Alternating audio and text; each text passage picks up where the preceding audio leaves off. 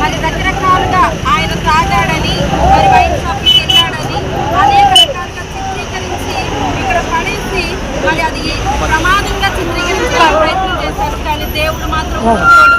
ఖచ్చితంగా నిజాన్ని దేవుడు ఖచ్చితంగా ఆ యొక్క నిజ నిర్ధారణను అనేక మంది చేత ఈరోజు మనకి బట్టబయలు చేసినందుకు మీరు ఎంతగానో దేవుని స్తోత్రం చెల్లిస్తూ ఉన్నారు. ఎందుకంటే రిపోర్ట్లను మార్చారు, ప్రతిదీ మార్చినట్లుగానే కళ్ళకు కట్టినట్లుగా కనబడుతూ ఉందండి. ఆ విషయాలన్నిటినీ మరి నిజంగా జీవి హర్ష్ కుమార్ గారి ద్వారా, కేఏ పాల్ గారి ద్వారా, ఇంకా అనేక మంది మా యొక్క దైవజనులు మరి నేషనల్ ప్రెసిడెంట్ అయినటువంటి జాషువా డానియల్ చేగోడి గారి ద్వారా, ఇంకా అనేక మంది క్రైస్తవ నాయకుల ద్వారా ఈ రోజు నాడు నిర్ధారణ మా కళ్ళకు కట్టినట్లుగా చూపిస్తూ ఉంటే మాకు అర్థమవుతూ ఉంది.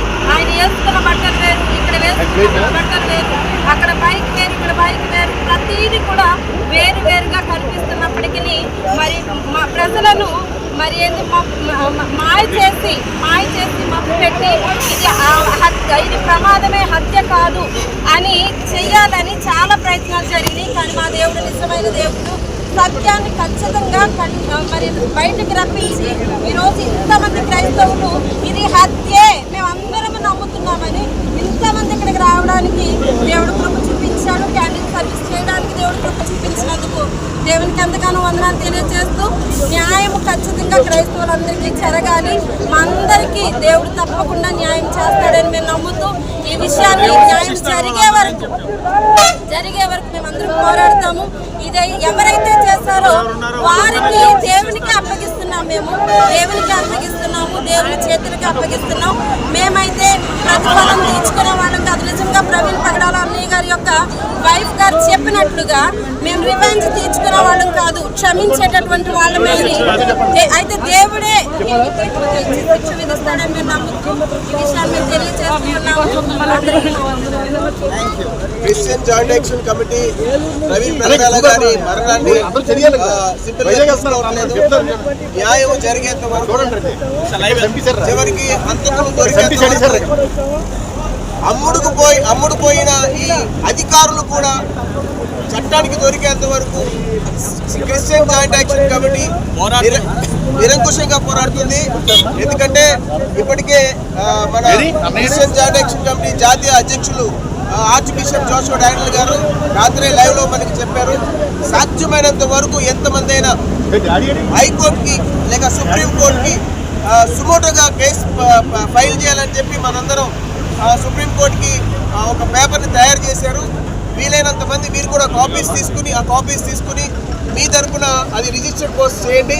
సుమారు కొన్ని లక్షల పిటిషన్స్ సుప్రీంకోర్టుకు వెళ్తే క్రైస్తవుల యొక్క ఐక్యత లేకపోతే క్రైస్తవులు ఎంత బలంగా ఉన్నారా అనేది దేశానికి తెలిసి వస్తుంది. కాబట్టి మనము నిశ్శబ్దంగా ఉండాలి. ఎందుకు అంటే నన్ను హింసిస్తే నేను నిశ్శబ్దంగా ఉంటాను. దేవుని కుమారుని ముడితే, దేవుని సేవకుని ముడితే నేను ఊరుకోను. సో దేవుని సేవకుడు ఆయన ఎవరి మీద కక్షపూరితంగా వెళ్ళినవాడు కాదు, ఎవరిని ఎదిరించిన వాడు కాదు. తన దారిలో తన మార్గంలో శాంతియుతంగా వెళ్ళేవాడు. ఆయన బయటకు వస్తే ఈ అణువాదము చచ్చిపోతుందని, లేక ఆర్యులు తెచ్చిన ఈ బ్రాహ్మణవాదము చచ్చిపోతుందని, ఇలాంటి మతోన్మాదులు కుట్ర పన్ని దైవజనులను చంపితే క్రైస్తవులందరూ భయపడుతున్నారు అనుకుంటున్నారేమో. సింహం పడుకున్నంత వరకు ప్రశాంతంగా ఉంటుంది. ఒక్కసారి సింహం అది గర్జించడం ప్రారంభించిన తర్వాత ఏం జరుగుతుందో మీరు అందరూ చూస్తున్నారు. ఎవరు కాదు స్వతంత్రంగా వచ్చారు, ఎవరికి డబ్బులు ఇచ్చి రాలా. దేవుని బిడ్డలు వీళ్ళందరూ దేవుని కొరకు రోషముగా వచ్చిన వాళ్ళు. జాగ్రత్త చూసుకోండి. నేను ప్రభుత్వాన్ని కోరుతున్నాను, అలాగే అధికారులను కోరుతున్నాను, అమ్ముడు పోవద్దు, లంచాలకు అమ్ముడు పోవద్దు. సత్యాన్ని న్యాయాన్ని నిక్కర్చుగా తీర్చి చూపించండి, లేకపోతే సమాజంలో మీరు దోషులుగా నిలబడిపోతారు. కాబట్టి దేవుడు చూస్తున్నాడు, మా పక్షంలో దేవుడు ఉన్నాడు. కాబట్టి ఇంతవరకు వచ్చింది. మీరు ఎంత అబద్ధాలు ప్రచారం చేసినా, మతోన్మాదులతో మీరు కుమ్మక్కైనా దేవుడు మాత్రం ఊరుకోడు. కాబట్టి సత్యం ఎప్పుడూ సత్యమే. కాబట్టి ఇది చివరి వరకు కొనసాగుతుంది. తీర్పు దేవుడు జారిపోతారమ్మా, జారిపోతారు. డిఎస్పీ నుంచి ఎప్పుడు పొందుతా సెక్షన్ అప్పుడు పనులే రానివరాలు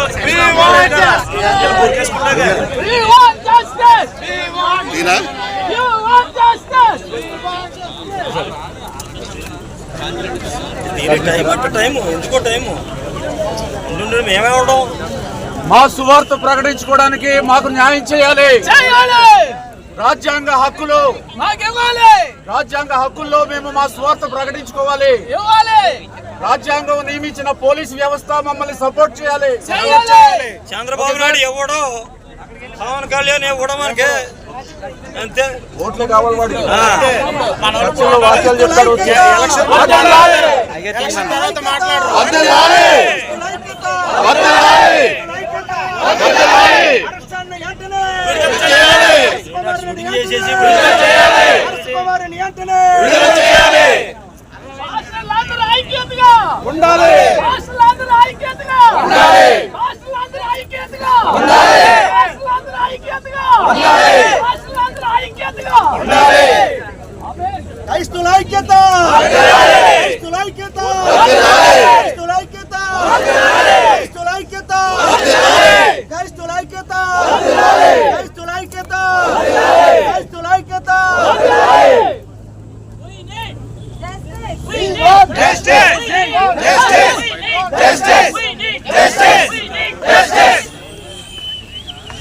విడుదల చేయాలి హర్ష్ కుమార్ గారిని. వర్ధిల్లాలి అంబేద్కర్ రాసిన ప్రజాస్వామ్యం. వర్ధిల్లాలి అంబేద్కర్ రాసిన ప్రజాస్వామ్యం. ఖండించండి చంద్రబాబు మొండు వైఖరి. ఖండించండి ఫాసిస్ట్ అయిన మొండు వైఖరి. కాపాడుకోవాలి. మనం అందరం కలిసి ఐక్యంగా ఉండాలి. రాజకీయ నాయకులు ఎవరిని మనం నమ్మాలి.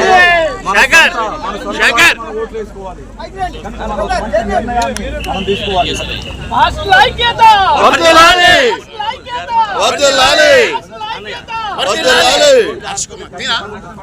చెప్పండి.